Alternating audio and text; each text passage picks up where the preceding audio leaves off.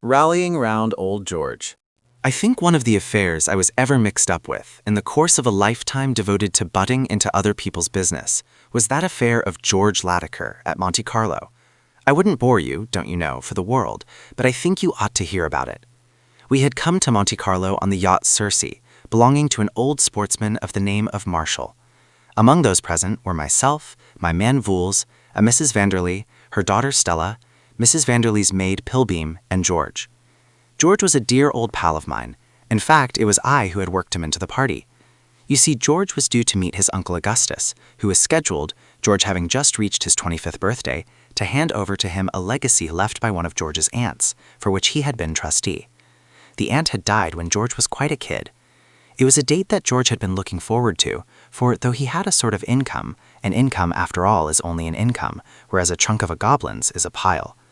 George's uncle was in Monte Carlo and had written George that he would come to London an amicus, but it struck we that a far better plan was for George to go to his uncle at Monte Carlo instead. Kill two birds with one stone, don't you know? Fix up his affairs and have a pleasant holiday simultaneously. So George had tagged along, and at the time when the trouble started, we were anchored in Monaco Harbor, and Uncle Augustus was due next day. Looking back, I may say that, so far as I was mixed up in it, the thing began at 7 o'clock in the morning, when I was aroused from a dreamless sleep by the dickens of the scrap in progress outside my stateroom door.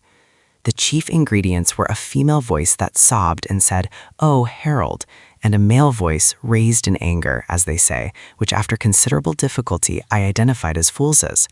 I hardly recognized it. In his official capacity, Voules talks exactly like you'd expect a statue to talk, if it could. In private, however, he evidently relaxed to some extent, and to have that sort of thing going on in my midst at that hour was too much for me. "Voules!" I yelled. This ceased with a jerk. There was silence, then sobs diminishing in the distance, and finally a tap at the door. Voules entered with that impressive, my lord, the carriage waits look, which is what I pay him for. You wouldn't have believed he had a drop of any sort of emotion in him. "Voules," I said, "are you under the delusion that I'm going to be Queen of the May? You've called me early, all right. It's only just 7. I understood you to summon me, sir. I summoned you to find out why you were making that infernal noise outside. I owe you an apology, sir. I am afraid that in the heat of the moment I raised my voice. It's a wonder you didn't raise the roof. Who was that with you?" "Miss Pilbeam, sir, Mrs. Vanderley's maid." "What was all the trouble about?" "I was breaking our engagement, sir." So I had a solitary breakfast and went up on deck to smoke. It was a lovely morning. Blue sea, gleaming casino, cloudless sky, and all the rest of the hippodrome. Presently, the others began to trickle up. Stella Vanderley was one of the first. I thought she looked a bit pale and tired. "Seen George?" I asked. I couldn't help thinking the name seemed to freeze her a bit. The next item in the day's program occurred a few minutes later when the morning papers arrived. Mrs. Vanderley opened hers and gave a scream. "The poor, dear prince," she said. "What a shocking thing," said old Marshall. The paper was full of it.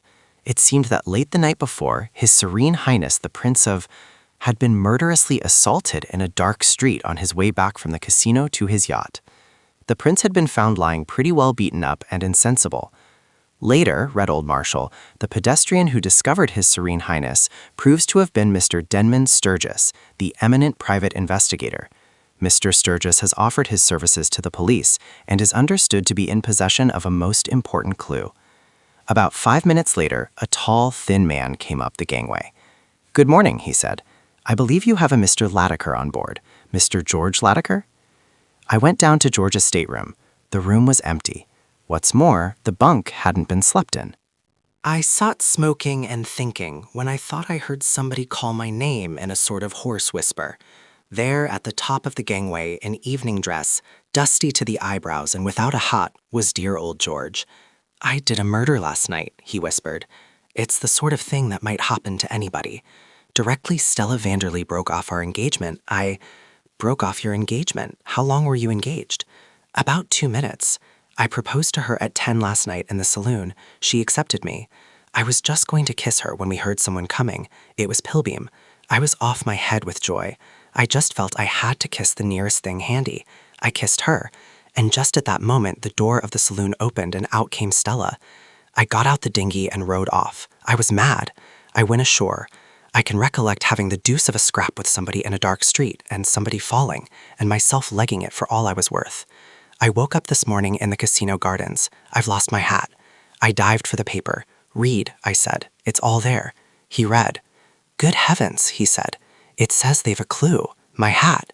I must have dropped it during the scrap. This man Denman Sturgis must have found it. It had my name in it. I called to George, and he came out. Voules brought a letter for him. This is how it ran. My dear George, you have doubtless heard your father speak of your twin brother Alfred, who was lost or kidnapped when you were both babies. Yesterday, however, I received a letter purporting that he had been living all this time in Buenos Aires. He states that he is on his way to meet me. I had one of those ideas I do sometimes get. Why, old top, I said, this lets you out. All you've got to do is to stay here and be your brother Alfred. It came to me in a flash. Who's to say you aren't Alfred if you swear you are? If they want proof, show them your mole. I'll swear George hadn't one. And just then there was a gentle cough behind us. I beg your pardon, sir. I have heard all, said Voules. We had to switch to terms. It was 100 down, and the promise of another 100 when we had got safely away before he was satisfied. Up came George, brushed and clean. Mr. Pepper tells me my brother is not on board, said George. If it ever came to a question of identification, there would be one way of distinguishing us. George hadn't a mole like this on the back of his neck. He turned his back and stooped and showed the mole. Everything went right till lunchtime. George sat in the shade on the foredeck talking to Stella. Then a boat hailed us. It's my uncle, said George. A stout man came up the gangway. Hello, George, he said. I think you are mistaking me for my brother, said George. I am Alfred Lattaker. The stout man stared at him.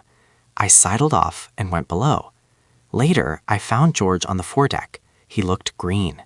Finished with your uncle? I said. There isn't any uncle, he said. There isn't any Alfred. And there isn't any money. The old crook has spent every penny of the trust money. He had to find a way of holding me for a while and postponing the squaring of accounts while he got away. And he invented this twin brother business. He's on his way to South America now. I can't prove there's no Alfred when my only chance of avoiding prison is to be Alfred. Well, you've made things right for yourself with Stella Vanderlei anyway, I said. What's the good of that now? I've hardly any money and no prospects. It was close on 6 o'clock when our third visitor of the day arrived. He spoke with a German accent. I am Count Fritz von Küsslin, adjutant to His Serene Highness, the Prince of... And how is the poor dear prince? Asked Mrs. Vanderlei. I rejoice to say that my high-born master is better. He seeks for that noble young man, George Lattaker, who at the risk of his life saved my high-born master from the assassin.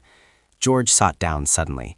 His Serene Highness remembers a young man in evening dress, wearing the hat found by Mr. Sturgis, running swiftly towards him. The hero engaged the assassin in combat. His Serene Highness asks repeatedly, where is my brave preserver? He seeks for this young man to reward him. I'll tell you where to find George Lattaker, shouted Voules, appearing on deck with a cigar. I overheard him plotting. That man there is George Lattaker. George got up. I haven't the least desire to deny it, Voules. The fact is, I had rather a foggy recollection of what happened. I jumped to the conclusion that I must have assaulted His Serene Highness. May I conduct you to the presence of my high-born master? Asked the Count. After dinner, I found George and Stella on the foredeck. George caught my eye.